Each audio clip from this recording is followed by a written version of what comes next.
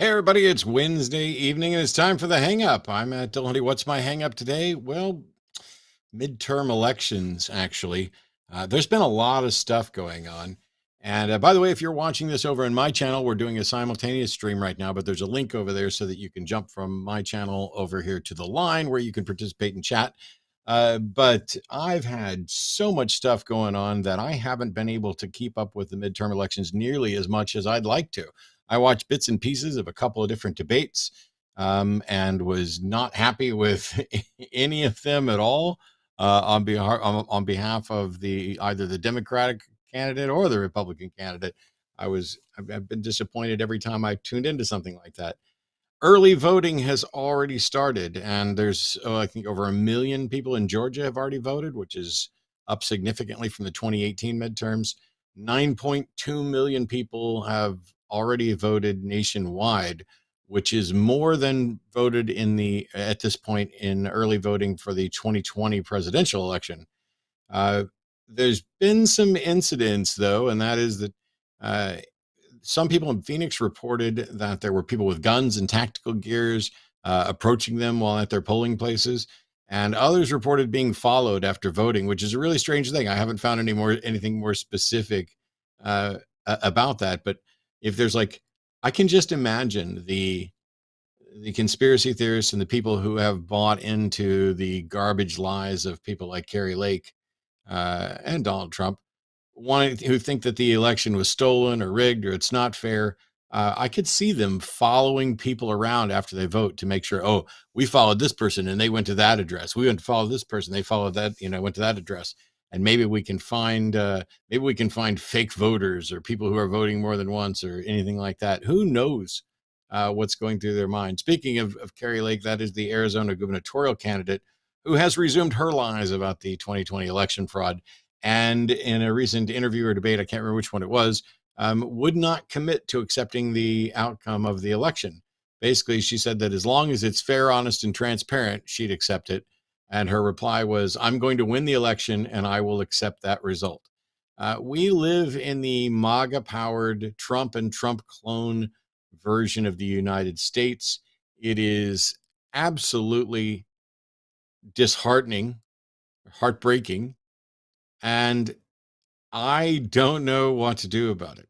And so we were putting together a list of what we were going to do for shows this month.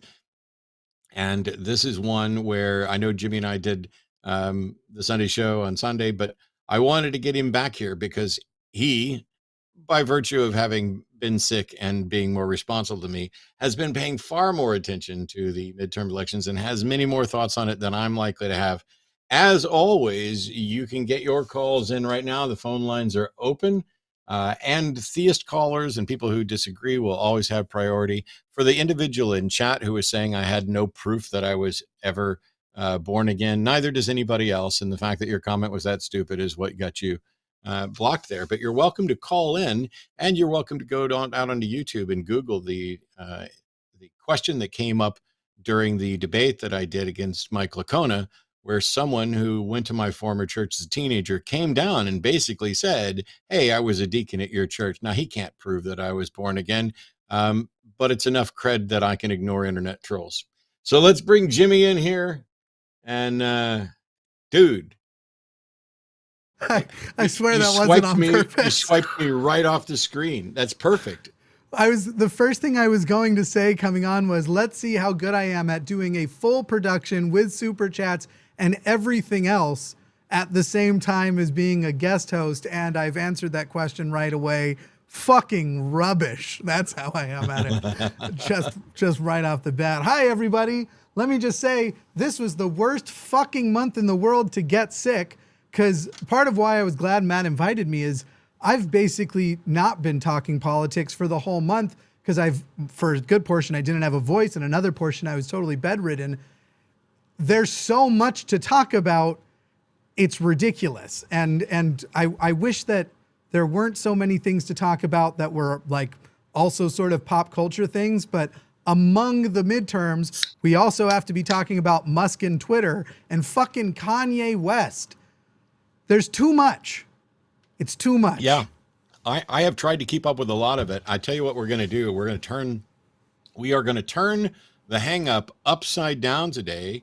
And I'm going to let you steer the conversation. I'll keep an eye on calls. I'll keep an eye on chat, and I will engage with you. I'll do it all because I'm the multitasking master. There we go. But wish I could, where you want to start? I wish I could show you this screen right here. I'm not kidding. I've got it cut into 5 different windows at the same time. And it's only that only covers about 2/3 of the 2/3 of the production. I think I want to start with what feels like GOP hypocrisy, but then I guess gives us an opportunity to examine our own hypocrisy, if there is any, which I don't think there is in this case.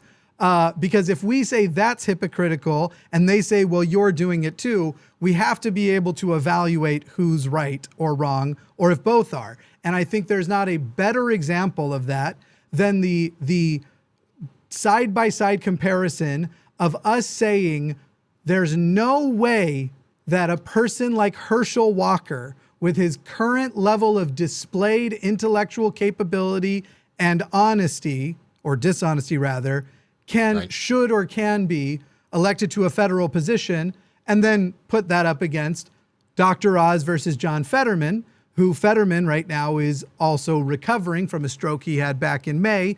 We had a debate. Was that last night? Time has become meaningless. It was either last night or the night before. I can't remember which night it was. I think it was the night before, because I think I remember talking about it yesterday. I'm not sure. I think you're right. I think it was the night before. But ever since COVID, I have no sense of time. And the fact that clearly there is a person who is experiencing intellectual deficiencies, or whatever phrase you want to, and yet I'm still here going to say, don't vote for Herschel Walker and do vote for John Fetterman. I'm going to call them hypocritical for not calling out Walker, but they are calling out Fetterman. However, defend the position that it is not hypocritical to support Fetterman and not Walker. But for me, it's more of a, you're going to support fascists or no position, and the fact that Fetterman's condition is actually recovering, and most of his issues, as it's been reported at least, is that there is just a delay in processing, that his brain still works. It just takes time to get the job done. I was really, so I was saddened while I watched Fetterman, and I didn't watch it all, but I saw highlights, and it's very clear that he's recovering, and that the stroke is going to impact his ability to speak and speak clearly, and for immediate, in a rapid sense. But I don't, as he keeps pointing out, and others have pointed out, that the stroke isn't doing anything to otherwise inhibit his mental faculties. And if that's the case, if as somebody in chat pointed out, he's having communication issues and not cognitive decline, that's fine. But I will say that I was more than a little disappointed in a number of his answers from what would be a cognitive level as well. It was frustrating that, most people are going to vote for him because they're voting against Oz. And if I was living there, that's exactly what I would do. It would be, I'm almost voting against people more often than voting for them. I don't mind that, because at the end of the day, you're voting for the person who shares your values X%. And I like the fact that he did not back away from the debate and used it as an opportunity to say, yeah, I had a stroke. He won't, this Yahoo over here won't let me forget it, but this thing is so important, and I'm going to be able to do the job, and I'm improving. I'm just not sure that he has clear policies that are going to excite anyone other than the I'm not Dr. Oz crowd. Yeah. It's, I think his ability to campaign and rally was dramatically, and I mean this word literally because people like to police this word, dramatically handicapped by what happened in May. But again, he is recovering. He has a lot of the same appeal as Bernie, but not the same charisma. Right. He,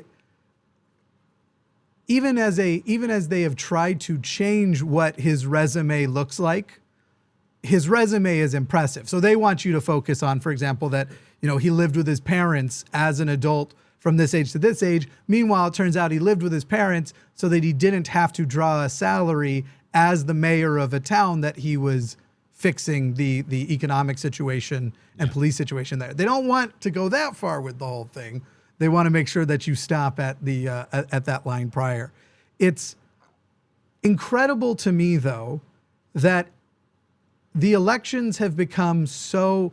It almost makes you wonder, like, what is the pushback in the future? Because right now, if the left, and we're really talking about the American left here, not necessarily the international stage that you would call the left, but if the left comes in and goes, we would like to do things that are basic principles of a good society with, we'll call them democratic leanings, things like universal health care and the like, and they actually succeed, the right comes in and basically goes, we're going to make Hulk Hogan president. They haven't done that one yet, but that's the direction they're going now. They're putting Donald Trump, the most unqualified person ever for the job, to take the job.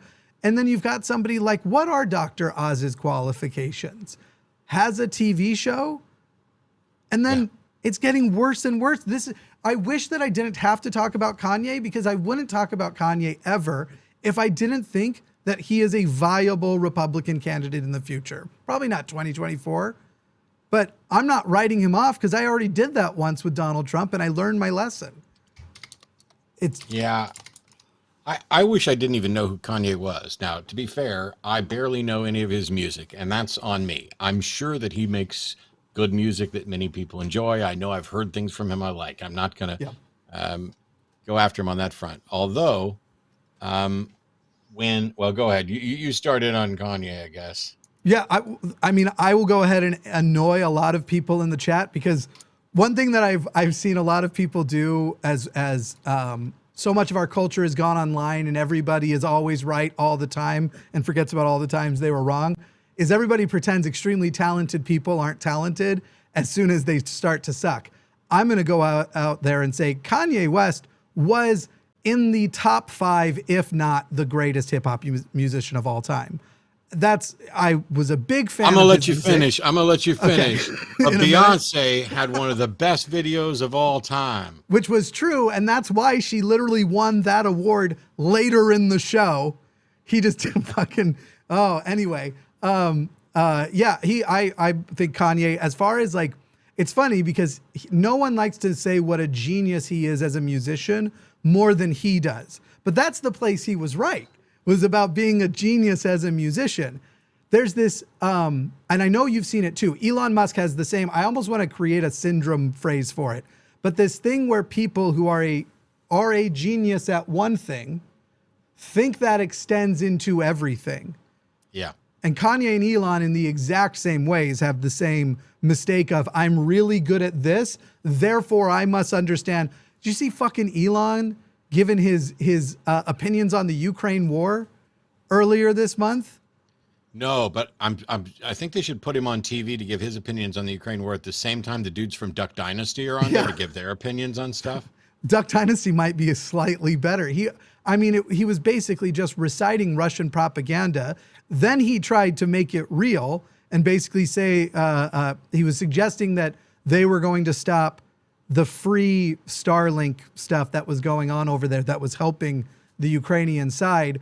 Clearly somebody called him and corrected him the way that we're positive lots of people have tried to call and correct Kanye on his anti-Semitic rants lately, but somebody got through to Elon. No one is getting through to Kanye. He keeps doubling down. I don't think Kanye is, I think he's surrounded by yes men.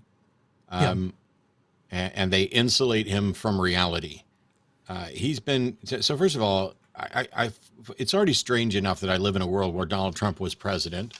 It's strange that I live in a world where people think that the earth is flat, where science is no longer lauded, where vaccines are denounced, and where the KKK and other white supremacist groups are applauding an African-American man for being anti-Semitic, to the point where he's like, oh, Adidas can't drop me. And congrats to Adidas for saying the fuck we can't. Yeah. And the Hollywood producer MRC was working on a documentary for Kanye West. And I think the second paragraph of their statement is one of the most beautiful things I've ever read.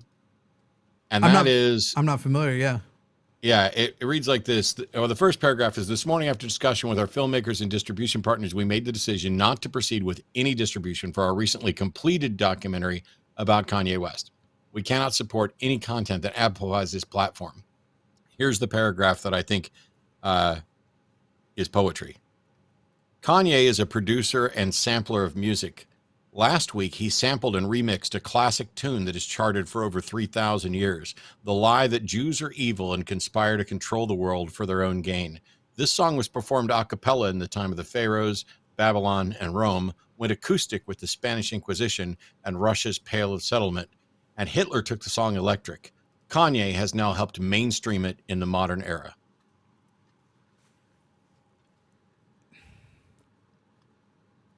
What do you think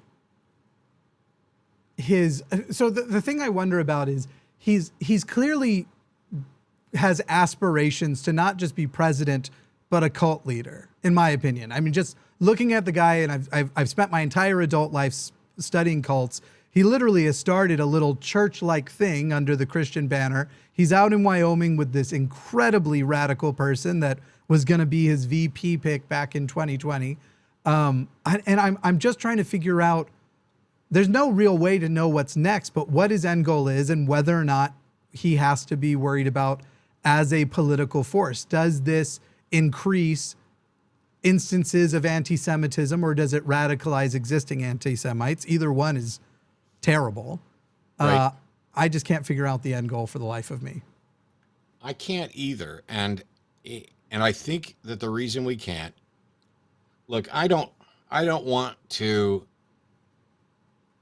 armchair diagnose people. I think that's irresponsible. But Sure. I can say that my personal assessment is that Kanye has some sort of cognitive impairment, whether it's, who knows what it is. Well, we And do know it may be- bipolar, and that he well- brags about not medicating, and his ex-wife has confirmed that.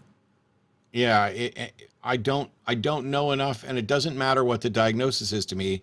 What matters is, here's an individual who, by virtue of being brilliant at what he does and earning $1 billion, actually more than $1 billion, his net worth dropped like $1.5 billion in a day or something. Yeah.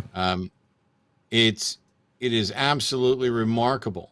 But by virtue of being in that position, he is no longer in touch with reality. And when you have someone who has some sort of impairment, now it doesn't matter what it is, and I'm not judging him, and you set up an insulated situation where they are kind of protected from reality. When something goes wrong and the people around you are like, oh, it went wrong because the Jews secretly control the media. If you're not equipped with the critical thinking skills, with the ability to investigate things, and you really just want an answer, it's really easy to fall into the trap of saying, oh, really? Why do you think that? And then somebody presents positive evidence, then you start counting the hits, and there's no misses for you to ignore because you're not presented with any. Yeah. And then, in much the same way that religions are set up with these protective mechanisms to say, if anybody calls you out, well, that's the devil attacking you for doing what Christ wanted, or, you will be persecuted for Christ's sake. If you are convinced, and I think it's, I think, hasn't he referred to himself as Christ in some sense or another? If you have that sort of mentality about who you are, it's really easy to start rationalizing things as, they're all out to get me. They're all out to get me. I'm a billionaire. They want what's mine. I worked hard for all this. They can't see what I see. I can do things that other people, when people have been, telling you your whole life how just awesome you are at absolutely everything, you're going to buy into it. You're going to start believing your own hype. Yeah. Yeah. So then bringing it into people who are running now and people who are a clear and present danger, much more so, and have similar anti-Semitic views. I don't know. This news story seems to be going through the rounds to be confirmed. It has been reported by a couple of reputable, but it's sort of a, here's what we're hearing is happening behind the scenes. So let's just treat it as a rumor, even though it's been reported a little bit more solid. The rumor is that Donald Trump and Marjorie Taylor Greene are talking about a combo ticket for 2024. I don't believe it. I don't believe it. I feel like that reaction is probably more of a because you can't than a it isn't possible. Because I feel that way. I feel like I can't even entertain the possibility. We know that he loves her and her absolute demagoguery, her absolute devotion to his nonsense. I wish I didn't believe it was possible, but I do. I don't know. It's one of those I'm going to have to wait and see, because some of this is just like bizarre. You know, I know there's a bunch of stuff to touch on, but there's callers if you want to jump in. There's a couple that maybe take us those directions anyway. Yeah. I kind of want to jump to caller number 2 because I'm wondering if this is who talked to you and Andrew a while back, because I happened to be reviewing that call recently. So we're going to jump to Hunter in Texas, pronouns he, him. Hunter, let me just, I guess, ask, did you speak to Matt and Andrew Seidel in the past about this similar topic? I did not. I'm sorry. No, it's okay. You have the wrong guy. It's okay. It was just a very similar topic that I was reviewing, but we'll go ahead and let you set it up, and we'll discuss it as a brand new call then. All right, fantastic. Well, it's a pleasure to talk to you all tonight. I am from Texas, alongside you, Matt, and I am a Republican atheist. And I'm just wondering maybe if we could have a conversation, maybe make some headways here, into talking about where we can find common ground, maybe where we can't, and what separates us ideologically when we go to the polls. Yes, and everything in my body wanted to jump in with a snarky comment to undermine all of this from the beginning, and nobody needs to applaud me for not doing that. So why on earth, Hunter, are you supporting Republicans? Well, to just put it simply and quickly, I support more of their policies on a whole than I do Democrats. Okay, so you don't have any interest in protecting trans people from being targeted by the government? Well, you know, I do think trans people exist, but I'm not seeing any targeting going on by the government. You don't see any targeting going on when our Governor Abbott, has actually implemented policies to set Child Protective Services out to report and jail parents who assist in the medical transitioning of their children under medical supervision. And you say you don't see the government going after trans people?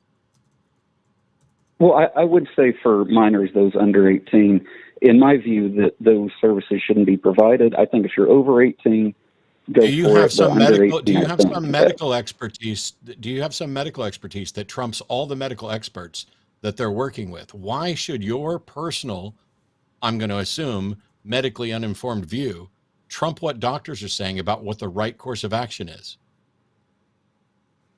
Well, I just simply believe this should be a thing where you wait until adulthood, especially because see the amount. Hunter, do you understand how puberty works? If you make them wait to adulthood, you are fucking them over. So you don't understand how puberty works. You don't understand what the medical experts are doing, and yet you're comfortable going in opposition to the medical experts because you don't see a problem.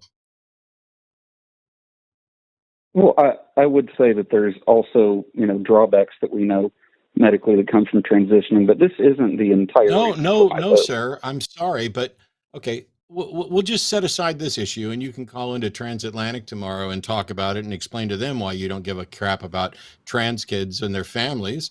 Well, before we set it aside, I just want to say you don't see any transgender targeting go. So rather than give you all the examples, because we want to move on, go look up the 2022 GOP platform for Texas and just type transgender in and tell me if any of the 7 hits when you control F isn't targeting trans people and their rights. But then we'll go ahead and move on. Yep. But go ahead. So Okay, well, I will be sure to do that tonight. Is there any other aspects of this that we could be talking about? It's your call, man.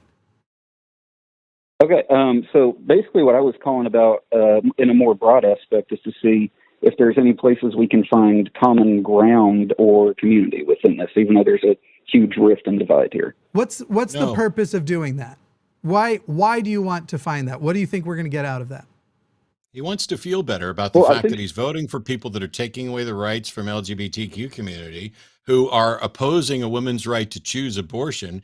And he doesn't want to be made to feel guilty for the fact that the world is turned upside down and we've lost the Supreme Court. And, you know, I'm sorry, but no. Oh, well, I don't feel any guilt about anything. I'm just trying to go about this in a way where maybe if we can find some... No. Okay, so did you vote for Trump? I did not. I held my nose and voted for Biden. Oh, well, you know, that's cool. Why aren't you going to hold your nose again? Well, because, you know, it's different with a president as opposed to someone like, you know, in Texas, we don't have a senator election this year, but who you're voting for in the House. And Trump as a president being a figurehead of the party wasn't something I could stand for, though when it comes to overall what the parties are fighting for, I support Republicans more. So that's why sure. So you're opposed to a woman's right to choose. Well, I view it as an issue of both the woman and the fetus. I view their rights as, you know, obviously being opposed here, but not strictly about a woman's rights, no. Fetuses don't have rights. And even if they did, even if the fetus was in there and we granted it, does a 2-year-old child have a right to use its mother's body without her consent? No, but I do view this as a special exception. No, there's no but. There's no but. The answer is no. A 2-year-old child is definitely a person with rights, and it does not have the right to use its mother's body. So why do you want to give fetuses special rights that no other human has and give them the special rights so that they can trump the rights of the actual living, breathing mother? Because I view the fetus's right to life in this one instance as superseding the mother's right to bodily autonomy in this instance. Okay, so you just think that a fetus should have more rights than any other person on the planet? In this one special instance, yes. Okay, why? Because I think, well, obviously, in defining this scientifically, a fetus is a human life, and we need to be able to protect those. So is a 2-year-old. A 2-year-old's a human life. Why shouldn't it have the right to use its mom's belly and body? Well, because there's obviously a distinction that we have to draw there with the fetus being inside of the mother. No, sir. There's not a distinction. You said it was a human life that we need to protect. And so if there's a 2-year-old that needs a transplant, he should be able to force his mother to have that transplant, right? No, I disagree because this is a special because exception. you have an untenable position where you are engaged in special pleading. That's the problem here. You don't care that women are going to die over this. You don't care about their rights. You've bought into a line of garbage about a clump of cells. You don't care about trans rights or the LGBT community. You don't even see it happening. So what's happened here is you've bought into a line of arguments that is ultimately antithetical to humanism and to human progress. And you would like to see if we can find common ground so you don't feel as bad about it. You should feel bad. Well, and I will say I don't feel bad about any of this. You should. But, and yes, I know you don't, but you should. All right, and I will agree with you that this is special pleading, but I don't view that in this instance as being a fallacy. Well, you're wrong. Special pleading is always a logical fallacy. So now you don't understand puberty, you don't understand trans issues, you don't understand pregnancy, and you don't understand logical fallacies. No wonder you're fucking voting Republican. Hunter, should Matt and I be able to marry each other? Yeah, go for it. Okay, so you would agree that any Republican who says that they adhere to the Texas GOP platform, you should not vote for them if you think that Matt and I should get married, right? Should be able to if we want. Well, I will say that I don't think that that's anything that will ever get overturned. If I did feel there was a risk to it, then I would 100% agree with what you just said. Oh my God. No, this is a garbage excuse. I didn't think Roe was going to get overturned. I was wrong. You vote for what's right. You don't vote for what's likely to happen. And you can't sit here and say that you're in favor of the party's principles and then be like, oh, I'm okay with gay marriage. I'm just not okay with trans kids transitioning. I'm just not okay with a woman choosing what to do with their body. You want to give a fetus more rights. You want to take away rights from trans kids, but you're okay if Jimmy and I get married. Cool.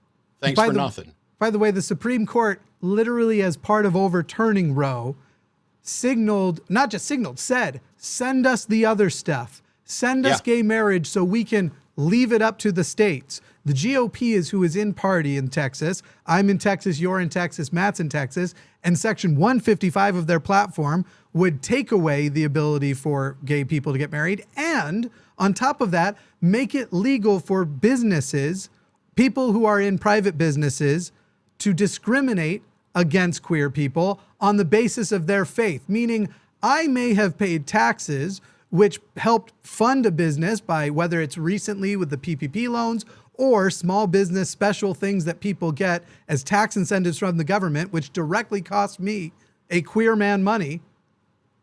And they may have the right to discriminate against me in their business. That's the Texas GOP platform. Let's find our common ground there. You and me, a queer man, let me find common ground with somebody who supports that party. Shall we? Well, look, I support that party. I don't support that specific aspect of the platform. If you're telling me that, and by supporting a party, that I have to 100% support their platform, that, and saying that, obviously, there's no party I support, and I suspect it'd be the same for 99% of people. I just support the majority of their platform compared to the Democratic platform. Yeah, so to support the majority of anything is such a lazy point, because most socialists could say they support, quote unquote, the majority if you're just talking about the general, every Republican agrees this, because we can find that stupid common ground on a bunch of little tiny things. And so if it's just the length of the list, that's fucking bullshit. At the end of the day, the things that they are acting on, the things that they are running on, their whole thing right now is, hey, here are all the boogeymen, queer people, trans people, and brown people. Be very scared, and here's what we're going to do to all of those groups when we get the power, when we get in. So I don't really give a shit whether or not there's a smaller list of things you don't support, if those are the things they're running on, and those are the things they're coming after the hardest. Have you read the platform for the party you're supporting? I have not read the Texas GOP then platform. How do you agree with most of it?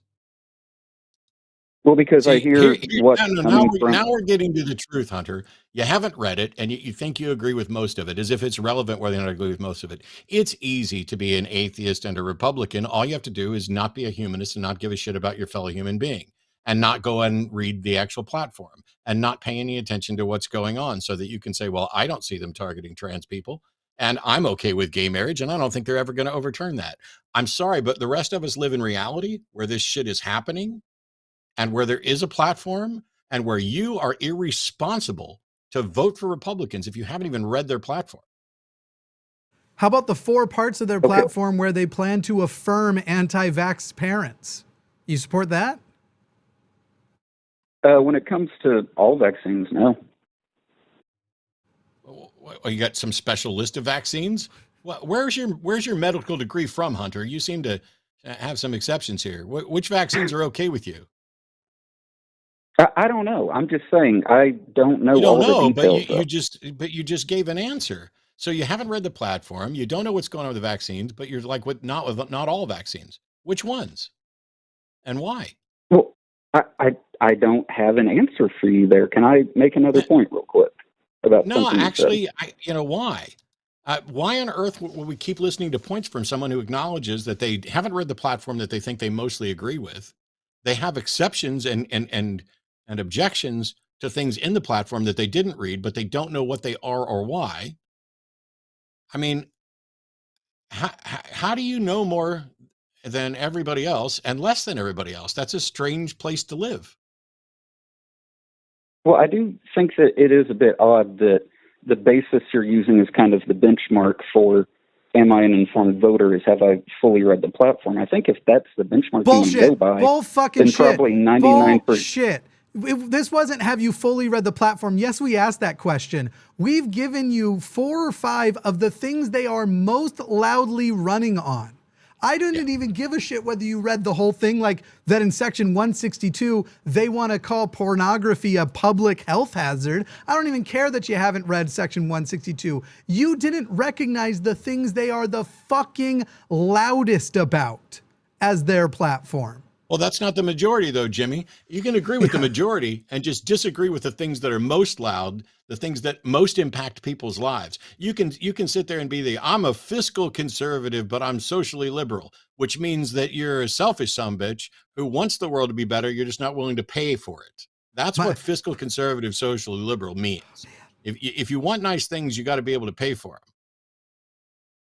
Well, I will say I'm fiscally conservative, but I'm not socially liberal. I'd say I'm mostly socially moderate. We noticed when you thought you had a better idea of what a woman should do with their body. Yeah, you're okay with gay marriage because you don't think it's going to go away, and you don't, and you think you're never actually going to be challenged on that. Like you're never going to have to face the consequences. And congrats for not voting for Trump. But we lost the Supreme Court, and Roe got overturned, and women no longer have a right to choose, and Casey is down too, and they're coming after the LGBTQ rights just in general. And they announced that, and it seems like you didn't notice any of this happened. I don't understand.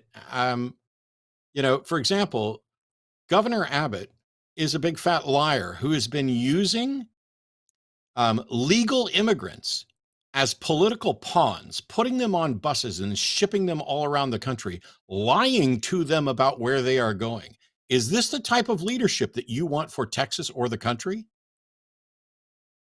No, I don't think that was a good move for him, and I'm not planning on voting for him. You just called in to say, so when you vote here and you say you're an atheist Republican, you're going to vote for Beto? I'm going to vote for him, and I'm going to vote against Paxton, but I'll be voting for all other Republicans on my ballot. Oh, because the ones you know the most about, you have a problem with, but the rest of them, you'll just go R down the line. This is some of the dumbest voting strategy I've ever heard. You haven't read the party platform. You'll vote R down the line, but not for the 2 main ones. I don't know. I don't. By the way, the platform. The common ground, I guess, is in that you and I will both be voting for Beto, and then you'll be fucking up at the lower levels, because one of the places where a lot of stuff happens is in school boards and judges and local community things.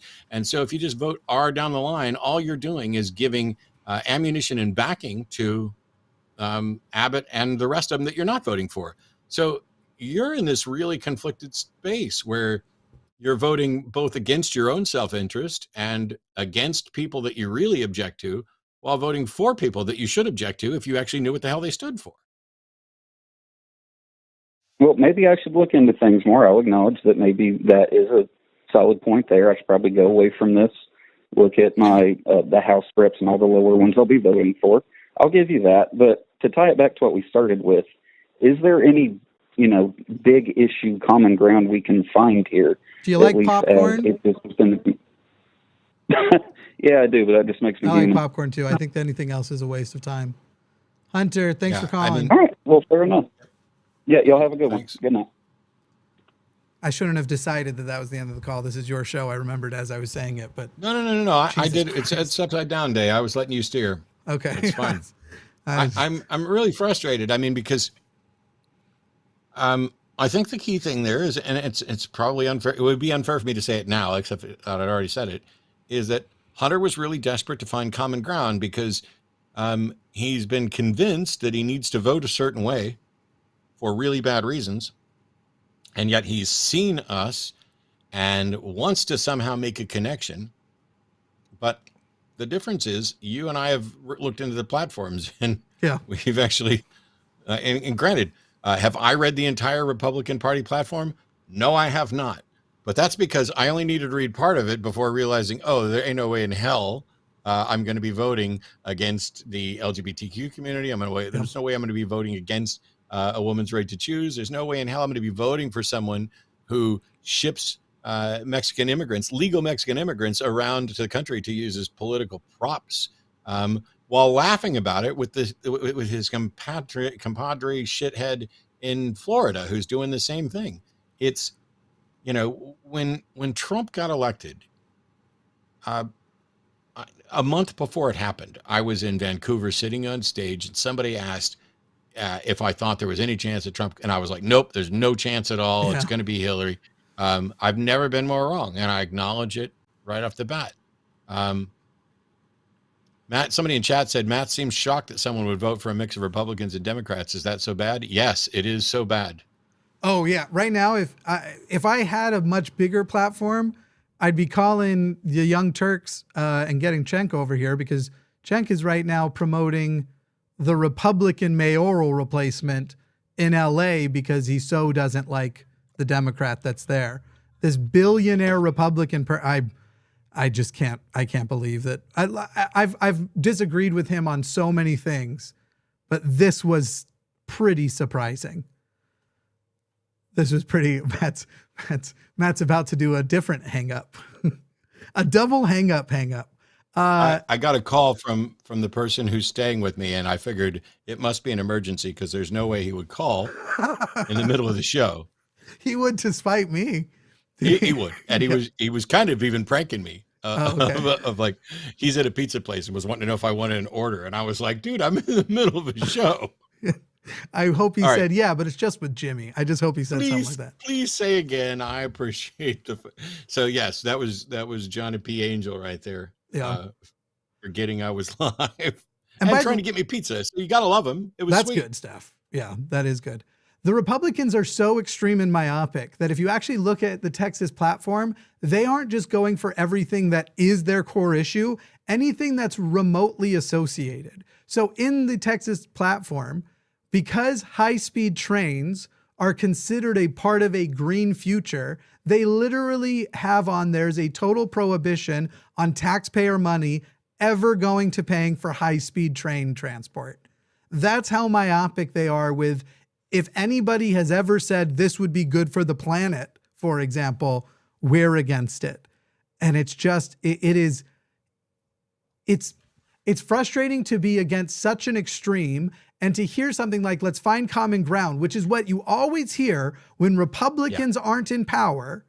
Meanwhile, when Republicans are in power, the Democrats don't get any level of going, hey guys, let's find common ground. They just sit there with their fucking buttholes held tight going, I hope they don't go as extreme as they say they're going to, as the Republicans then do it. It's a totally non-balanced bullshit.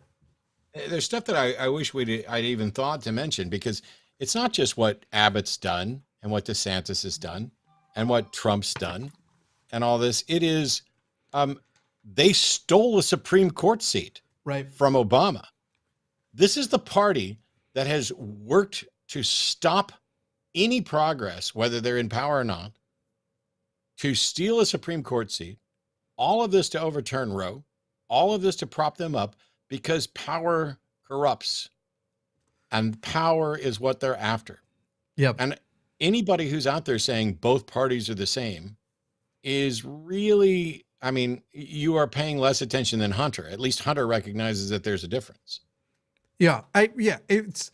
There's too much temptation and too much encouragement for everyone to be entirely unnuanced and myopic, because I am severely disappointed with the Democratic Party. I'm severely disappointed with many of the choices there are, and yet I will still vote for them. And you can have those nuanced positions, and there's too many people who go, well, I don't like so-and-so, therefore they're as bad as the Republicans. And sometimes you have to grow the fuck up and pick the lesser of two evils, period. Yep. That's the only option. Because the lesser of two evils is by definition the better choice. Yes. Do you have any feelings about any of these calls in particular? Go for it. I kind of like the idea of this one. We're talking to another Jim doesn't say, pronouns he, him, wants to talk about dating a girl in a cult. Let's talk to Jim. Hi. Thanks, guys, for having me on. Yeah, happy to have you. So yeah, the reason that I'm going by Jim alias is that this particular religion has tracking capabilities, and I could potentially get people in trouble. So I hope you'll Is it understand Scientology? that. That's exactly where my brain went. It is not Scientology, actually. It's a kind of obscure Filipino church called Iglesia ni Cristo. I don't know if either of you are familiar with it. And yeah, I was gonna say, I think vaguely. Yeah, so they're very strict. I guess you'd call them Christian fundamentalist, although having listened to several of their priests, they don't seem to understand very much about what's actually in the Bible at all. No, that tracks. But they're very restrictive. You know, they control who their members date. They have mandatory ties. They force them to go to church twice a week. And so I've been dating this girl for a while. She comes from a family that's fairly moderate, but, you know, has been in this religion for at least 3 generations. And so it's you know, she's in a position where she's very psychologically kind of tied to all these things that they tell her. I mean, they teach some pretty terrible stuff, most of which you can find in a Republican Party platform. But, you know, they're anti-homosexual. They're obviously, they're anti-trans. They, you know, want people to give them money, and they teach that all outsiders are evil and corrupting, and that, you know, they're embodiments of the devil, et cetera, et cetera, et cetera. And, you know, I've been dating her for about 2 years now, and I've been trying to use, because Matt, I've been watching you for years, and one of the things that I love that you do is try to use the Socratic method on people, is ask them questions about what they believe, and, you know, when they come up against a stumbling block, you know, you try to point out that that's an issue. And I've been trying to do that with her, but even if you're asking really basic questions that aren't necessarily even attacking questions, like, for example, one of the rabbit holes we went down was, you know, does God send people to hell? Yes. Is that just? You know, and as soon as she can kind of hear the outcome of the conversation, which is that either God doesn't send people to hell, which is against what my religion teaches, or he's not just, you know, it's tears or, you know, frustration or yelling or shutting down and other kind of thought-stopping techniques that she's been ingrained with. And so I'm wondering how you push past that for somebody. Well, the first thing I'd recommend is I don't know enough about this particular denomination to know if the cult label actually fits or not. And even if I was strongly convinced that it was in fact a cult, I mean, we'd need somebody like Telltale on to come talk about it. But even if I was convinced it was a cult, I don't think I'd use the cult word when talking to individuals who are involved in it. I think that's that's a word that puts the barriers up. The big thing is, for me, like, I have family members who are in some harmful religions that aren't viewed as cults. They're, you know, Southern Baptists. I would say that's harmful. How harmful? Well, okay, we can argue about that. But my job and my goal is not to get each one of them out of there. My job and my goal is to be able to talk to them to explain why I'm not a member, why I can't support it, why I have opposition to it, and why I'm confused that they are a part of it. Because when you do that, it puts them on the position of defending their beliefs, but also defending it specifically to someone that they care about, who's just expressed that they care about them. You know, I have no idea what's actually going to work in any given situation. The best thing. Go ahead. Well, I want to say that I try to do it exactly that way, which is, I've been very clear. You know, I'm not going to stop you from going to church. I don't tell her, you know, that you know, these people are evil, et cetera, et cetera. It's really just the mechanism of reasoning that I think, you know, I've seen people try and employ in the past. And a lot of times it's a matter of, because, you know, if we wanted to get married or continue our relationship in that way, I would have to join, and I obviously don't want to. So there's been a lot of conversations around why I'm not interested in being part of this. Have you ever expressed that that's not an option to her? I'm curious what she said, if so. Well, it's one of those things where basically, if I express that view or anything close to it, it's, well, we should just break up then. This whole thing is going to fall apart. I'm not going to leave, et cetera, et cetera. And I do have a strong emotional connection to this woman. And so, it's in a situation where I don't necessarily want that to happen, but it's coming up to a point where you just go, well, if I can't reason with you and they're not going to let you continue, then, maybe that's the only way out. I guess I'm kind of hoping for a Hail Mary of, what can I do to kind of make her see the light? Right. Because standard reasoning doesn't work. So I don't think Matt or I are going to be able to tell you that we know her well enough to know which thing is going to be the thing that brings her out. I will tell you, it sounds like you already have an imbalanced position where she has stood by this is a no, there is no other option, and you have not put that same hard boundary down, because in those scenarios where she basically used the breakup as an ultimatum, you didn't end up breaking up, right?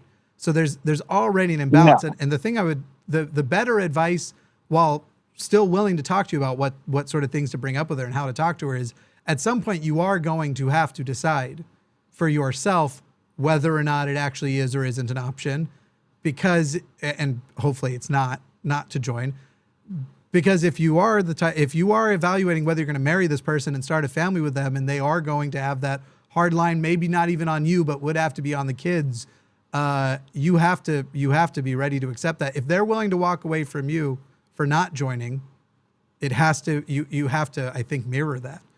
Go ahead. Oh, sorry. Somebody was waiting. So I was waiting for them to say they were waiting so I could put them in timeout. So Jim, I'm sorry you're going through this, and this is maybe not the advice you want to hear, but if I was in a relationship with if I was in your position and I tried to talk to the person that I care about and they were like, well, maybe we should break up, I think I would agree with them. I think that if you pushing back, just talk about what your expected limitations are going to be. And, you're at step one. Jimmy's right. What happens if you guys get married, if you guys have kids, if you can't agree on how to raise kids and what's going to happen to them, maybe you should break up and just say, hey, I genuinely care about you, but you care more about your religion than you do about me, and you're not willing to work with me on it. And I worry about what that would mean for our future together, continuing on and with kids. And maybe you're right. Maybe we should break up.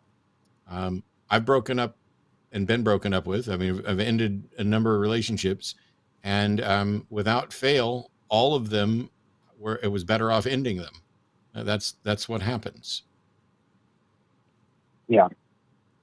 Well, I do get that. And I guess I'm kind of in that headspace. It's a little frustrating for me because I look at it as I'm probably, the Filipino community, at least where I live, is pretty insulated. I'm probably the only real hardline atheist that she's ever going to meet. And I feel like, if I walk away, if I break off contact, she's never going to have another opportunity to kind of break free of this thing. And it's a little frustrating to leave somebody in that position. I have heard, this is the example of what it's done to her. I'm a big fan of the Dresden Files. I don't know if either of you have ever read it, but I'm a big fan of it. I love those kind of urban fantasy novels. I have heard her tell me, word for word, I don't understand why you can't be religious, because if you're religious, that means that there's magic in the world, and you love all these wizard and fantasy novels and stuff, so don't you want the world to have magic? It's a complete disconnect from what I want to believe and what's real. Yeah. Right, believe and I view that as only going to be reinforced. And I assume anybody who thinks that because you believe that means magic is real doesn't understand the fundamentals of reality. That if I believe I'm a billionaire, does that mean I'm a billionaire? It doesn't. And believing that there's magic doesn't mean there's magic. If you believe there's magic when there's not magic, what it means is you are no longer in touch with reality. And while a lot of people might prefer that and even, wish for something like that, that's a massive red flag for me. Now, at the end of the day, though, I know people who are in relationships and have been in long-term relationships where one is a believer and the other one's not. I don't know the specifics about what makes it work and not work in each of those situations. And I have no interest in ever doing it. Like, you know, if Arden and I break up tomorrow, you will not find me dating a religious person ever, or a Republican, but that's. I'm not sure you could get a religious girl, Matt. I think you're too well known. Oh, you would be mistaken. There Yes. are some who are desperate to. There's one woman who's been sending me emails. Oh, I should not say that. Somebody wants to basically fuck the Jesus into me. Really? I'd be tempted to let someone try. I'll tell you this, as far as like words of encouragement go, the fact that if you've never given any sign that you might start believing, the fact that she's still with you after 2 years either means her religion isn't as fundamentalist or that she isn't observing it as fundamentally as you think, because that's one of the hallmarks of fundamentalist Christian cults control who's dating who too. It's very much the latter camp. I mean, they have a shunning policy similar to Jehovah's Witnesses. I mean, they have the whole community cutoff aspect of it. They've told you that dating outsiders is going to hell. You know, the reason that we're still able to be together is her family and herself are not as fundamentalist as her church is. Sure. So there's a disconnect between them and their teachings. I'll tell you, I lost my faith while dating a non-Mormon, and she definitely brought up lots of questions that in the moment I was very defensive about, and I bore testimony to her multiple times about how I know it's true and and I know she's going to eventually see that God's revealed that shit to me, like all of that kind of stuff. And it turned out that was an exercise in fighting my beliefs, not fighting her. And so I'm not saying that's for sure what's going to happen here. If you can physically take her away from there, the two of you can move away from the location of the cult. It's easier to leave Mormonism in Wyoming, which is where I was when I left, than it is to leave in Salt Lake City. And it's even easier to leave in Las Vegas. That's the easiest of the places, I think. Yeah, I've actually tried. I've actually taken her cross country to stay with my parents and try to get her away from it. The problem is that their church requires attendance twice a week, every week, and they have locations everywhere. So she just refuses to travel to a place where she couldn't go to church. You know, she'll just find one in the area and go. Yeah. I almost think, unless you found a group that then got way into her life, but I almost think if at some point moving is an option, obviously it's not for everybody. At some point moving is an option, there's going to be people locally around her, this is usually the case in situations like this anyway, who are largely responsible for almost like the accountability buddy, the person making sure that she's still going routinely. And so I think you might find that if you could get away, not just temporarily, but physically for a longer period of time, even just her ability to give herself permission to consider whether or not the religion isn't true may be affected by where she is physically located when that sort of faith crisis comes up. Yeah, I think so, because I know her mom every Sunday calls her to make sure she goes to church. So it's one of those things. I wonder how much of this is a family thing. Her sister apparently wants to leave and has told her parents that she's leaving and moved out on her own, but still goes. You know, just because of the family aspect of it. So I do wonder if that's a big part of it. I don't think there's a way to. I mean, there's not a way to reason somebody into leaving their family. Yeah, no, that's true. That's true. I mean, but I can't give you an outcome to aim for because that's usually the way to fail. As far as a specific outcome, I left my church while dating somebody else who is a big part of that journey out, and I have left my family since then also. So it's not a matter of we weren't together when I left my family, but while she put me on that path, or at least aided in that path, was a part of that journey. In the end, it comes down to what that person does for themselves when they finally recognize what's the source of so much, in my case, evil in their life. All right. Well, thanks, guys. I appreciate it. It's not exactly what I wanted to hear, but I get it. But I'm glad that I talked to you, and I do appreciate you giving me the best advice you can. And Matt, if you wouldn't mind hanging up on me, I would really appreciate it. I'm sorry. What did you say? Would you mind hanging up on me? Oh, I did. I just didn't do it quick enough. It takes me slightly longer. Next time I'll hover the mute button so we can make it look like it happened perfectly. Let's go to Peter in Michigan. Peter. Hello. Hi. Hey, how you guys doing? Just dandy. It looks like you want to talk about whether or not voting and electoralism in general is a sufficient strategy to defeat fascism in the U.S. Wow. Yeah, pretty much. So, that's kind of the first question I have, and that really kind of determines whether this will even be a worthwhile discussion, is whether or not you think voting is the primary or even a big part of the general anti-fascist strategy. So first, I'd have to know if you agree with that or not. Yeah, let me jump in for a second here, because I have no idea. I don't know what all it would take to truly defeat fascism, but I know that given the system we have set up, that voting is the first best attempt before you get to the other things like civil war and things like that. And so I don't know if it's ever going to be sufficient. I don't think voting is ever going to be sufficient on its own, because you have to work to educate people and change minds. You have to get people like Hunter, who are busy looking for common ground instead of looking for what is right. I don't give a fuck about common ground. I don't give a fuck about the middle ground. I give a fuck about what's right. And so education is a huge part of it, but voting is what we've got. Whether or not it's going to be sufficient, I hope so, but I don't know that it will be. And maybe in the long term, it can't be. Yeah, with the way, I guess, it seems like you worded your question, I'd almost flip it over. I would say that voting isn't fundamentally the most important form of fighting fascism, or most significant. I would say it's the most basic form. It's the one that everyone has to do, and there's very little excuse for anyone not to do it.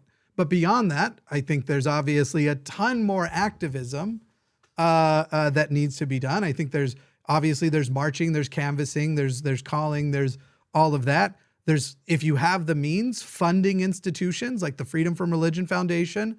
I feel like one of Matt and I's favorite way to fight fascism is to just platform Andrew Seidel and expose him to more people. Yeah. Like that's my favorite way.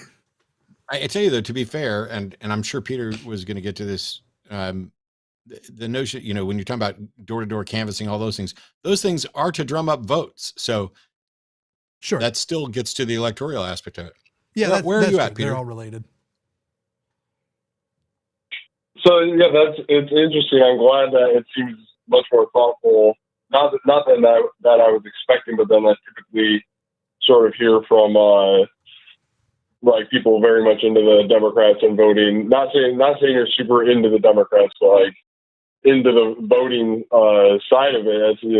It's definitely refreshing to hear, especially for Matt, to thought out what if it doesn't work one day, because really the core thing when you really study these kinds of movements and stuff, and it's going on in America right now, I'm sure we can all agree, is that ultimately it's rising in response to what failure in what is purporting itself to be and what should be democratic institutions, ideally what should be, and that we can see this exactly in the 2020 election, where it's beyond question that there was these Trump people literally think that people were switching votes and shit, like ridiculous shit that like the machines were rigged and like stupid shit that obviously isn't real, but they've lost faith in that system entirely. And so this movement and all these people is growing as a direct negation of electoralism and voting itself. And so in the end is something like January 6th or something in that same vein. Is it inevitable at this point if we primarily focus on just getting not letting the Republicans get in power? Because at this point, is their power even contingent on getting elected, if you know what I'm saying? Well, one of the things that works in our favor, you just mentioned, is the notion that a lot of these people who bought into conspiracy theories about, nonsense voter fraud, have lost confidence in the voting system. But that works in our favor because they're less likely to vote. And so if they don't vote, they lose. Will there end up being, some sort of war after that? Because these are people, in many cases, we've seen violent insurrectionists who assaulted the U.S. Capitol, and when they think that the election's stolen or they're not going to get their way, their fears, coupled with fascist ideals from others, are going to promote violence. But to end that, we need to make sure that we are voting and we're voting responsibly. We're educating people, but to be prepared. I don't know why it's nice to hear Matt say that. Andrew Seidel and I talked about whether or not there was a civil war coming and what the likelihood of that was, a couple of years ago. As soon as it started becoming obvious, as soon as it started becoming obvious how much we'd lost, like after the Republicans stole that Supreme Court seat, and then Trump got elected, and it was like, oh, we're going to put, Christian nationalists on the Supreme Court. We have lost the Supreme Court for a generation. Now, voting isn't going to fix that because those are appointed for life. But voting is the only thing that gives us a hope of fixing it, because we need to elect someone who's willing to blow up the size of the Supreme Court to offset the damage that's been done. That can happen. 9 is not a fixed number. This is what Andrew and I have been advocating for. But to get there, there's only two options. You either elect the people who are going to make those changes, or you have a civil war and overthrow the government and start over from scratch. I'm always going to opt for the non-violent start, but that doesn't mean that you have to stay there. I have no interest in harming another person. I would never want to hit another person. I would never want to kill another person or another living thing, generally speaking, because that's not a solution. I'm opposed to parents spanking kids. That said, if we lose every opportunity to vote and elect and change the world that we're in, then yes, revolution's the next step. I'd also add, I think one of the things that you're wondering about or worrying about is likely. I think more January 6th like events are almost inevitable. Whether or not it's going to be that specific march on the Capitol, but I think Trump's going to start summoning mobs again at some point, as may other people. And I think there are going to be more things that will be easily comparable. And I also worry, I would say this is a worry, but I wouldn't say I think it's as inevitable, but I worry that January 6th an outcome will seem preferable to some future outcomes. Because at the end of the day... Oh, yeah, it was a joke. The actual event itself was a joke. It's what it could have been is what is so terrifying. Exactly. Yeah, exactly. Which still underplayed by a lot of people because it was also more serious than a lot of people want to admit, because officers still did die. People were still injured. And also the mental health toll that being under siege, the undoubtedly traumatic event for a lot of people who were there to do the government's work. I think January, as far as what will happen between now and the defeat of fascism, if fascism is going to be defeated, because I'm still not convinced we win this whole, but if it is defeated between now and then, I think surely there will be more things like January 6th. Yeah, I guess I'm just like, it's interesting you bring up the Republicans stealing the Supreme Court seat, because I'm only 24, and I was but I've been really into politics ever since I was like a teenager. And right when I was first really getting into like politics and stuff was when Obama was president and he nominated I can't remember that guy's name, but his Supreme Court pick, and the Republicans delayed it for like Merrick Garland, and they delayed it for like 9 months or however much it was. And no, go ahead. And I think that was like the first chip kind of in the foundation of trust that I had kind of just in the government and the system that we had in general. And then obviously Bernie comes around like right at the perfect time, and I was a total Bernie bro, as could be expected. Like, it was pretty typical. But then after that, I just started like was kind of at a crisis of faith again, in a sort of sense, after Bernie lost in 2022 or 2020, I mean. And I just like am looking over history and looking at everything and studying. I eventually became a Marxist. And I guess I'm just at that point that you referenced, Matt, where you're saying it might just be revolution is the only choice. And I guess a good way to put it is I'm already there, having like trying to look at history above all. I just think that it's been tried so many times in the past and the patterns that we're seeing are so obvious. We need to be like as many people as possible starting and planning now, not necessarily a violent revolution to overthrow everything, but starting with community organizing and self-defense and Peter, a ground up sort of just primarily focused on defense of like these insane people. Peter, I think I get where you're coming from, because I think I've been in your position a few times, and I suspect that right now you're going through some crises of confirmation bias, frankly, because I get how when you look through history, it does look like the only things that defeated fascism was big violent conflict. And obviously World War II is going to be the one that comes to mind. But we've defeated fascism a few times, even in America. In fact, there is a separate American fascist problem around the time of World War II that was certainly radicalized by what was going on in World War II, and we're very supportive, but that ultimately was defeated. And you can even look back at the civil rights movement. You can look back at Martin Luther King and see times where good people defeated fascism. It doesn't mean that they successfully installed socialism, or which seems to be what the end goal you and I both probably hope for. But it's not yet time to say we've passed a point that historically fascism was then only defeated by violent conflict. We're still before that. Yeah, and you could think of Chile as well. After Pinochet took over, it was just and actually in multiple South American countries, there was just decades that passed, and eventually the sort of like outright dictatorial powers faded, and they became a sort of like typical liberal democracy. And South Korea too was very similar to that.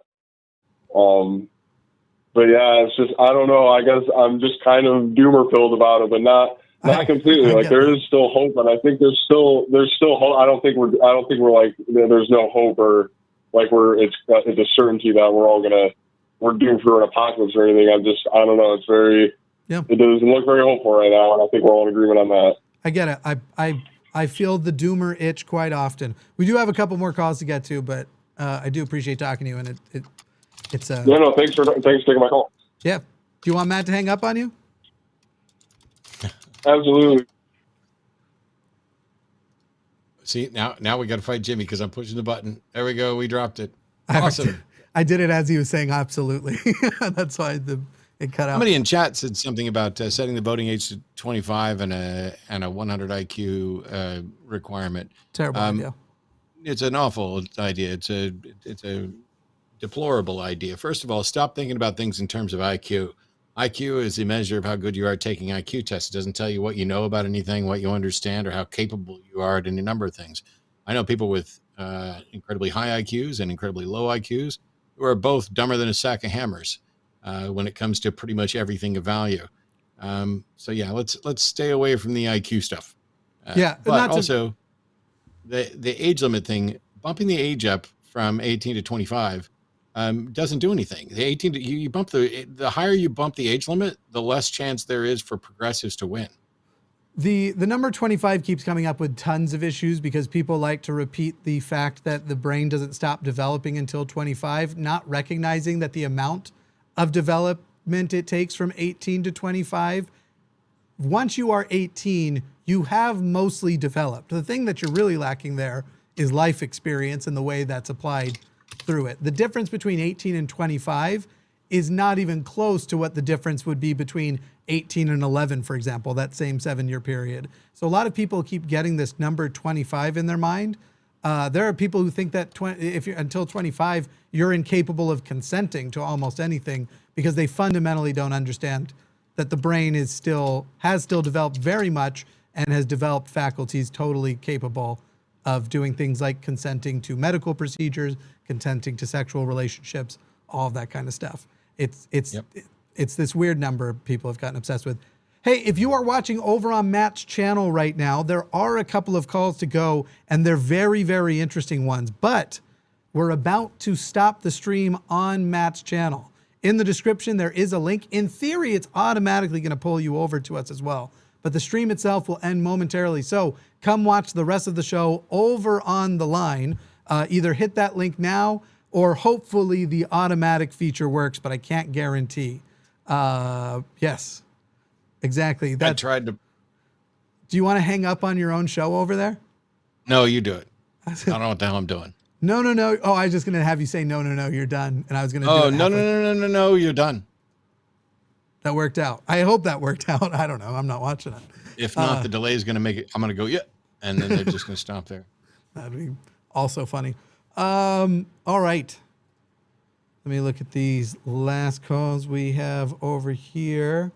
I put something in chat. In live chat or the chat between you and I? The chat between in vMix. Okay, one moment.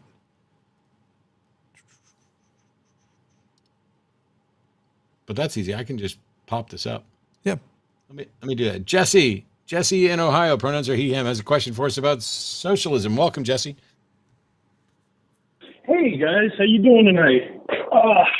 And I gotta say, man, you guys have got some really strong intestinal fortitude. That Hunter call is making my head explode. The Hunter call was really easy, and Hunter was a genuinely nice guy who I appreciate calling.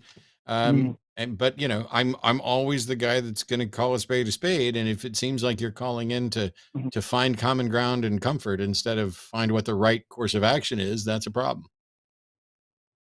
Yeah, I mean, I didn't want to like dogpile the guy. I don't understand these people that want to try to find common ground with, like one side is in an insane asylum and the other side is not. Yeah, let's find common ground over here with. Let's find common ground over here with the people who want to value people. Yeah, like yeah, this is my buddy Charles Manson, but we have something in common. You know, we both like music. But anyway, I was calling because I consider, you know, obviously you, Matt, and I consider you guys very analytical thinkers, and I'm 35. I'm a machinist. Like I'm not necessarily middle class. Like I'm on the cusp. I got 2 kids, pretty left leaning.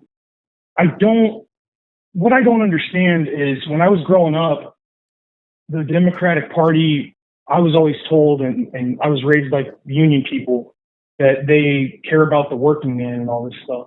And growing up and you know, going through the years that I have,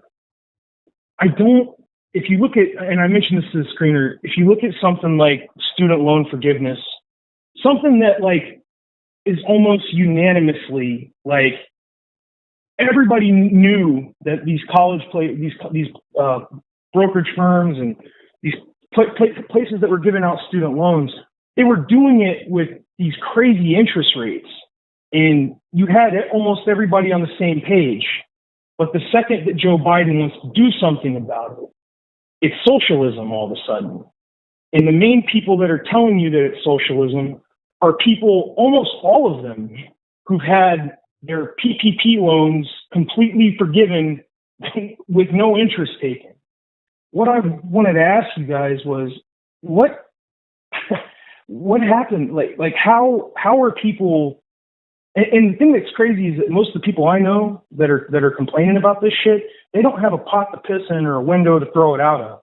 They literally, I mean, a lot of them don't even have a job. Is it just that they can't handle somebody getting something that they couldn't? I mean, I don't know what it is. And like I said, I can tell you what it is in about a sentence. Business owners and old people vote, students don't. And that's why they want PPP loans forgiven and not student loans.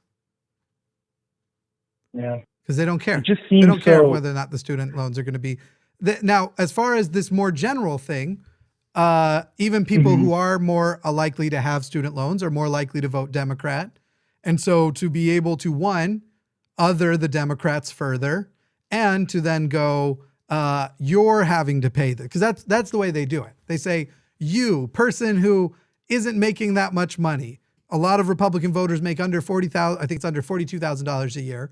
So they're actually probably not paying a single dime towards student loan forgiveness in reality, but they're going to say you're now paying for somebody else's choice to go to college, as though they've ever been the champion of the poor, but will not for a moment so much as blink an eye toward more tax cuts given to rich people, toward more benefits given to rich people, more loopholes given to rich people, and totally ignore all of the problems like how current inflation may actually be the result of Donald Trump deregulating speculation and allowing speculators to act without scrutiny. And if there is actually a president to blame, it may be the last one, though obviously there are elements of inflation going on right now that are would be quote unquote unforeseeable because they're related to do with the war. But as far as what things you could foresee, that's certainly one of them. So it's about who's going to vote for them and keep them in power. Because at the end of the day, that's all we know. It's not family values they care about. Otherwise, Herschel Walker would have been replaced on the ticket last minute, right? Yeah. They care about if you have an R next to your name and you've paid your dues and you're useful on screen, we support you. Otherwise, fuck off. Yep. Yeah. These are the party who calls Liz Cheney a rhino. Liz Cheney this week went on a rant about that the Democrats support post-birth abortions in a press conference thing. She's standing up at a podium saying that Democrats in some states are trying to make it legal to kill a baby after it's been delivered. Liz Cheney, but because she thinks that Donald Trump is an immoral sack of shit, she's not really a Republican. That's just her politics, and that's not what being a Republican's about anymore. I heard about a very frightening statistic this morning, actually, on TYT, ironically. I heard you mention that a minute ago. They were talking about the interview Jon Stewart did, not with the woman, the Attorney General in Arkansas, but with the guy who's in charge of something to do with vote counts in Arizona. And it was a statistic that showed that if a Republican is against, if the person running is against, if they admit that the election was fair, they're like 3 times more likely to lose than if they are. It's a sad state of how things. is that? I don't understand how that's appealing to people. Like, especially the people that work. I don't know, and I'm not, I scream at the wall a lot, you can probably tell, but I don't understand how any of this shit could be appealing to people. I don't get it. Look, all I can say is that my favorite thing about you, Jesse, is your inability to empathize with radicalized morons. Take it as a compliment and try and live in the world as best you can, because self-awareness is a bitch and you will suffer for it. I was going to tell you real quick, too. I know you got another caller. I'll get off here, but I just want to tell you real quick, Matt. I am a lot like you in a lot of ways. Like, I grew up in a really hardcore, Baptist family and shit, and I'm the only atheist in my whole family. And I don't want to say that they've excommunicated me, but I ain't going to Thanksgiving anytime soon. But I just wanted to tell you that I've been watching you since I was in high school. I graduated in 2006, and I've been listening to you for a really, really long time. I never really got the chance to ever tell you, thanks for, you gave me, George Carlin, and a couple other people, you really gave me the guts to not just sit down and shut up. And I actually, the last year of my high school, they televised a religions debate, and I was the only atheist against like 30 Christians, and everybody told me I kicked their ass. So I had to thank you because I used a lot of your talking points. Thanks, man. Thanks so much. I appreciate that. It's always been, I will hang up on you while I'm thanking you politely for saying nice things about how beneficial it's been. Also, evidently, the voice of Christ is in chat and says I'm not ready for him. Decides to come in and troll at the end of the show, but like every other pseudo voice of Christ is actually afraid to call in. So talk a big game and I'll just kick you out of chat. He was the one at the beginning of the show too. He literally created a new account after getting banned the first time because we said, you're here talking shit. You don't get to have a side show in the chat. You can call in or be banned. He chose violence. Yeah. It's okay, by the way. The joke for @Mozart is I can keep putting him in timeout every time I see him comment without ever reading it. It's just, I can just keep doing it. So he's like telling me I need to learn how to take a joke. Let's see how he likes that joke. I can have fun with it. It amuses the hell out of me to keep putting you in timeout. Final call. Ray, you want to make the point that humans should strive to get off meat. The end goal should be to no longer eat things that kill animals, right? Oh, yes. Yeah, thanks for having me on. Awesome. I super agree, and that's all we have time for. See ya! I'm sorry. I had to. I can't resist. It wasn't a violent hang-up, but I do not have the time to have the pedantic conversation about veganism. We have an after party in a half hour and 30 minutes of super chats between now and then. So I agree. We should definitely be heading toward a world where we kill no animals to eat or live, if that is possible. That's and by the way to do that will be artificially lab-grown meat, but that's neither here nor there. Sorry if anybody was really wanting that vegan call. Matt, we're on to super chats if you're ready. I was really looking forward to that vegan call. Yeah, I know you were. Trying to throw me under the bus now. Not like the number of times I've been attacked by vegans is going down as I engage in activities that they want to complain about. Besides just eating, but yeah, 1999 from Greg Murkowski. Crazy dream last. What's that? I was just gonna say, we don't need to have the conversation when we already know there's gonna be 100 unsolicited vegan comments in the comment section that have nothing to do with any calls we had, whether we talk about veganism or not. So why? Yeah, no, they're already coming after me for the snake stuff too. So congrats. I've seen that. Yeah. Crazy dream last night. Matt won the POTUS by 2 electoral votes. New Jersey put him over the top. Prophecy or just stupid dream? It's just a stupid dream. Yep, I'm going stupid dream. That'll be nice.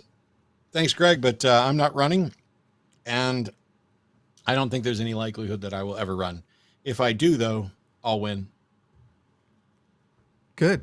I would never want to be president, and I don't think I'd even want a federal position anymore. There was a time where I thought that might be a thing, and now I'm positive I wouldn't want to. Not that I ever thought I could win presidency, but maybe a federal House seat or something. Nilly Wilson says, watch your debate about gambling. Made me want to gamble and won quite a bit of money today. So here's a donation from the pro gambling community. There you go. Thanks, Nilly Wilson. I wish that thing could have gone a little bit differently. It's an interesting, getting that proposed debate. I'd never actually debated it before. But if somebody came in and said, hey, we need to do a better job of taking care of people with gambling addiction problems, I would agree. And if they came in and said, we need to do a better job about making sure we're not targeting kids with these things, I would agree. And those were all of his objections. But his solution is to throw the baby out with the bathwater. And I can't agree. I think it's boneheadedly stupid, both with regard to, who we are as human beings and individual freedoms. But thanks, Nilly. I would even say there's a ton of gambling conversations we need to be having that we're not right now. The way so much is targeted toward kids on video games, for them, the random chests for the special skins on and like the like is, that's And some countries have actually said that is. By the way, we should mention, if you send a super chat of $10 or more, we will read it. So if you have a question, and if any vegans want to get mad at me, here is a spider that I have been making live in this jar for 2.5 days as I decide I've caught it. I don't know if you can see it. It is huge. It's about the size of the end in the body, the end of my pinky, and its legs can span all the way out. She seems to be about to pop an egg sac. She has eaten 2 crickets already, and I love her. And I'm going to get her a bigger jar, don't worry, or not quite a terrarium, but a bigger enclosure. Because I would like to see to it that she has the back covered in hundreds of babies, because it is a creepy, creepy thing, and I want to see it. So they can come for me next. Hey, can you put up a poll real quick? Yeah. Well, this is mine to read. Put up a poll to see if chat wants to see me time Moz out again, just for funds. $20 from Dan Dorson. No political comment here. I thought he was saying no more political commentary. I was like, what? This is part of what we do.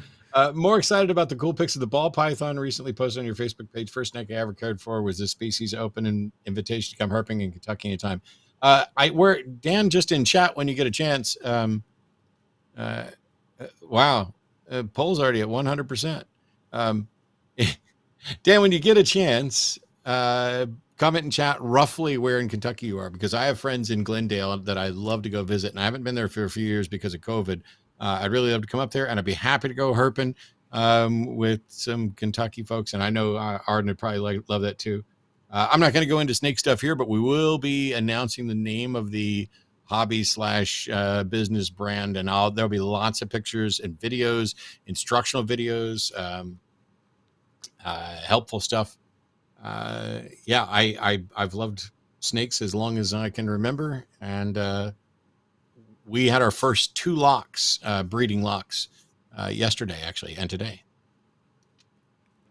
No, Matt didn't lie about the poll results there, Moz, because I was the first one to vote, and I voted yes, and at that moment it said 100% right off the bat. So I'm putting you in timeout for calling me a liar when I wasn't lying. Now it doesn't matter what the poll results are. It's already done. Well, it's 81% yes, but we knew that was going to happen. James Call. Do it again. James Call says, Ye is like a dog chasing cars. He wouldn't know what if he, I think he meant what to do if he caught one. Yeah. I tweeted that Ye's next rebrand will be to Lure, and it was a dramatically underrated tweet. I think the pun work was amazing, but I think a lot of people didn't get it. I didn't get it. Well, Kanye rebranded to Ye, and so if I say he's rebranding to Lure, Lure being short for Hitler. Parler? It was a Hitler joke. Oh, a Hitler joke. That's right. Okay. Always classy. Here we go. There's yours. 1,000 yen from Lloydie. Thanks for everything you both do. Sorry about the ACA kerfuffle. I'm sorry about the kerfuffle too, but I wasn't involved with it.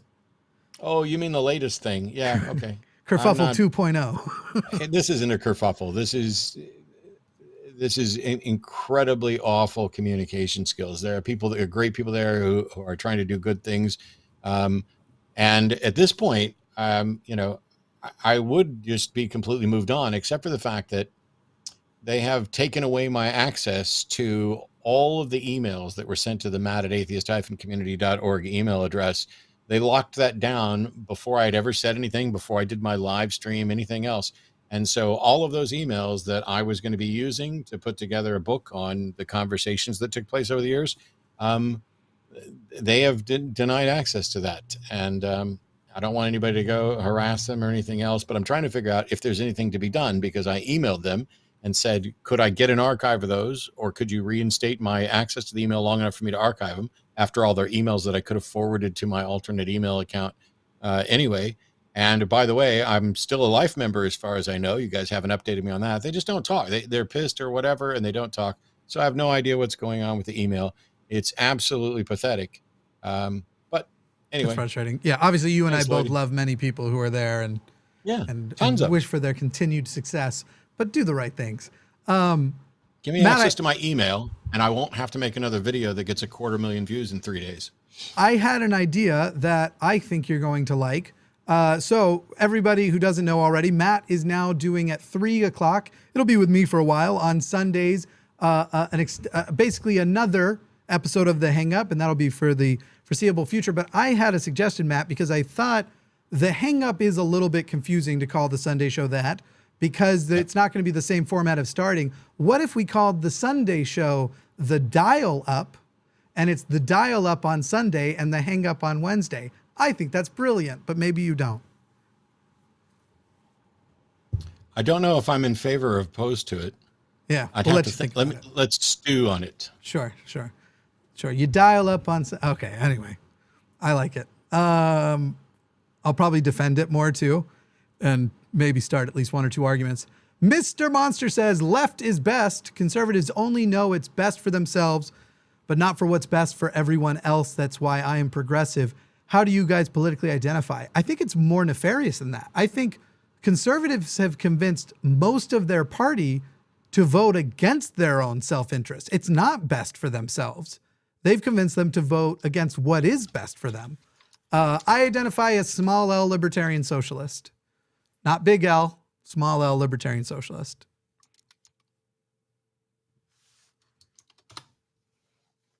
Yeah, I don't care that much for the labels.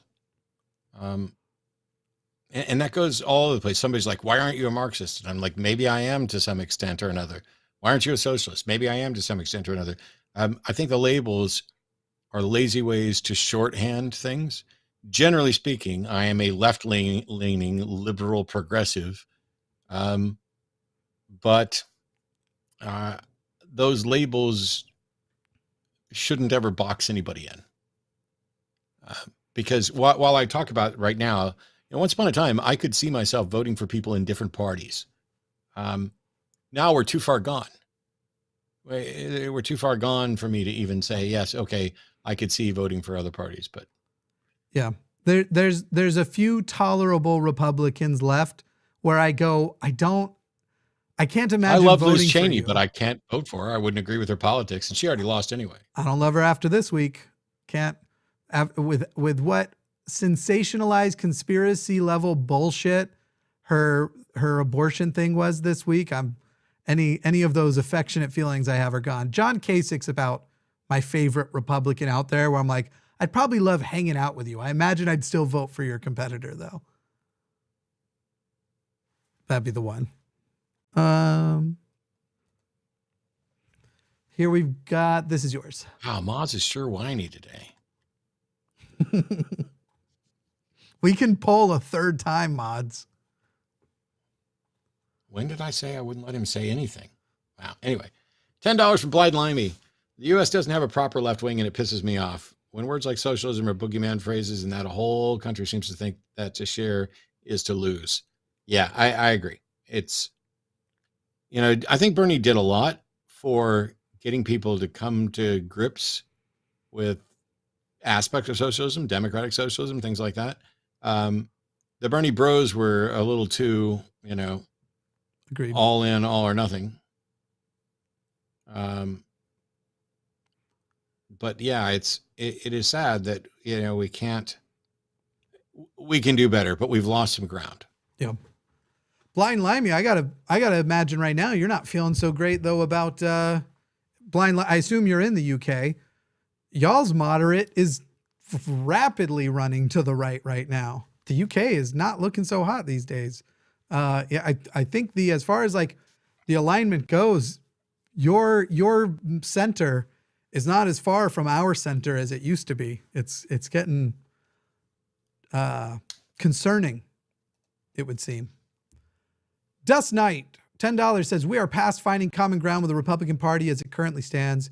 You cannot find common ground with a voter base that doesn't operate in the same reality as the rest of us. Yeah, I agree.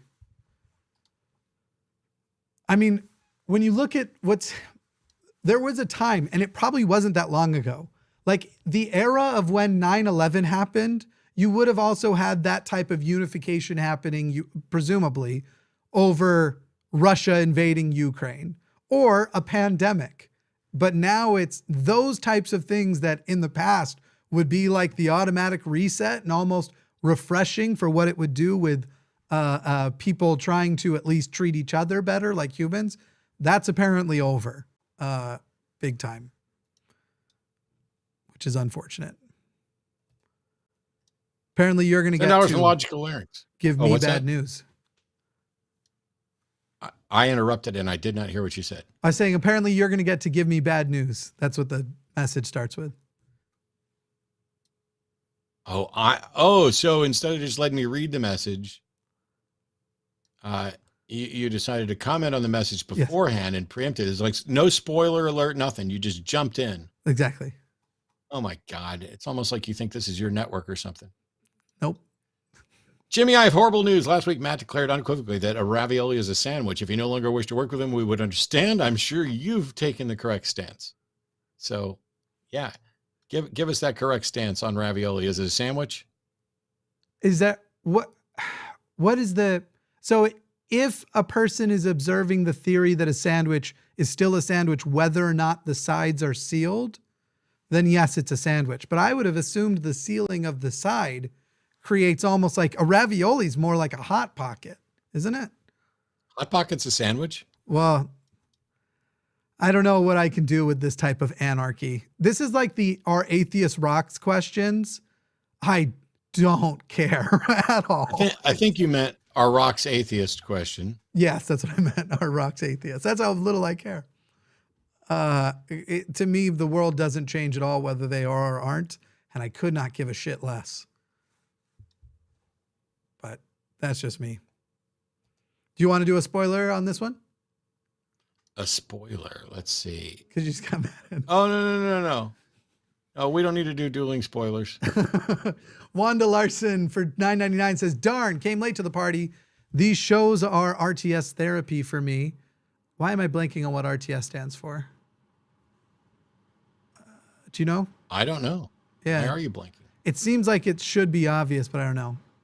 I started deconverting 2 years ago, and Matt, along with Aron and Seth, have literally helped me keep myself grounded and sane. Thanks. I assume you meant Aron and not Aaron. Made that correction on the fly. All right. Well, keep going. Shit. Oh, darn, came to the party late. Oh, this is $9.99 from Wanda Larson. No, I already read it. It just said something very nice to you. So that's why I was. Oh. Yeah. I'm sorry. Yep. This one's for you to read. $10 for cyber hacks. Love the black threads, guys. Sexy and smart. Sweet.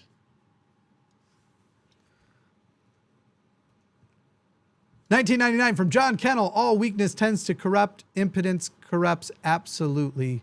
Spalding Gray. This sounds like the kind of thing, though, the alpha male line of the party, which I'm about to do a video about Nick Adams, who has the most absurd Twitter you have ever seen in your life, and he's totally serious. This seems like the kind of thing I expect out of, but I'm sure if I thought about it more deeply, I would find it very, very deep. I don't much enjoy quotes. All weakness tends to corrupt. All right. Yeah, it's one of those ones where at the end of the show, I can't think about it deeply enough to know where I'm at. I agree. I don't much care for quotes, which is actually also itself a quote by Abraham Lincoln. I just made that up. $20 Australian from Heisenberg. So, Matt, what's your opinion on mandatory voting like we have here in Australia?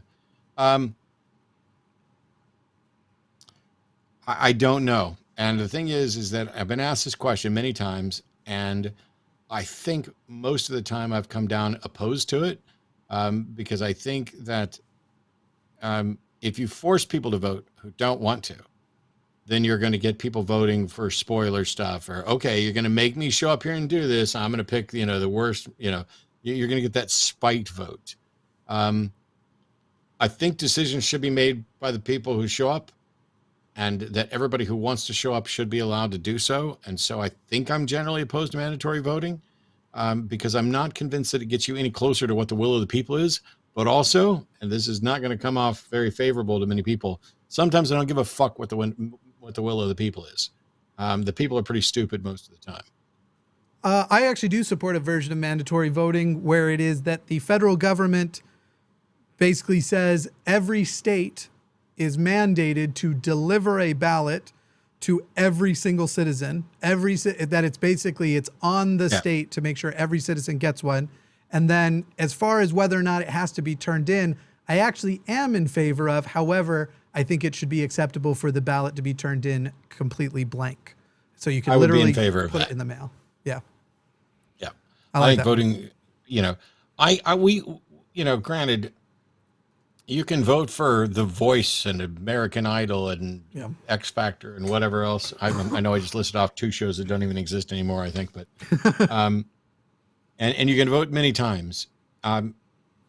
Voting shouldn't be difficult. It should be safe. It should be fair. It should be protected. I have no problem at all with sending a ballot to everybody and then hoping that I'm not sure that I'm in favor of requiring them to turn it in, because what are you going to do then? Fine someone for, forgetting to mail it or getting it lost in the mail or whatever. Make a goddamn website and log in that way to do it. Yeah. I forgot whose this is. I'll do it. $10 for cyber-hacks. Since we don't have the North versus South dividing lines anymore, do you foresee riots in the bigger cities? As a vet, it kills me to even ask that. It's very sad. Here's the thing. The bigger cities tend to be blue. Texas, it doesn't matter if you're in Austin, Dallas, Houston, San Antonio, the city, even El Paso to a lesser extent, even the cities are basically blue. I don't know how and where. I don't think that it could end up just being moved to the cities. I think what you're going to see is increasing violence in small samples around where, like the people in Phoenix who were saying people were following them around with guns after they voted and things. I think you're going to see the hostilities rise that way. I think it's going to start in bars. I think it's going to start in smaller towns where they, damn it, we're going to take over this town if we can't take over the country, and try to make those towns. Seth Andrews and I were talking about doing a documentary several years ago, and then COVID and our busy schedules put the kibosh on it. There are cities like Curious Joel that are run by extreme religious conservatives, where the laws in that city are not tailored to in the U.S. laws, and there's very done about it. I think that's where you're going to start seeing the violence. That and D.C. again, where the seat of it is. I think there's going to be more targeted strikes, I guess. That would be my guess, and I'm not just. I know it makes you sad, Saberhex. It's absolutely, it terrifies me. It's not going to be, the South will rise again, because they're too busy fishing and drinking. Sorry, that was complete nonsense. Not even true. I tried to think of something clever, and it absolutely wasn't. So my apologies. I mean, if you look over, even if you want to go with January 6th, or you want to go with things like, I see it more happening in places like where events like Charlottesville happened, and then it getting worse from there. I also would say what you now see happening with people like Matt Walsh, who are specifically targeting specific hospitals. I know the redundancy of specific there. I see that sort of thing happening too, that it's going to be specific places, but not necessarily just they're generally going to go trash Chicago or something like that, is what I would guess. But that's just me. The next one is $10 from JCMFV. Thanks to you guys. My dad now calls me Thomas. I take it as a compliment because I question all his conspiracies. I told him Thomas was the smartest disciple. He shook his head in disappointment. LOL. That's pretty sad. Huh.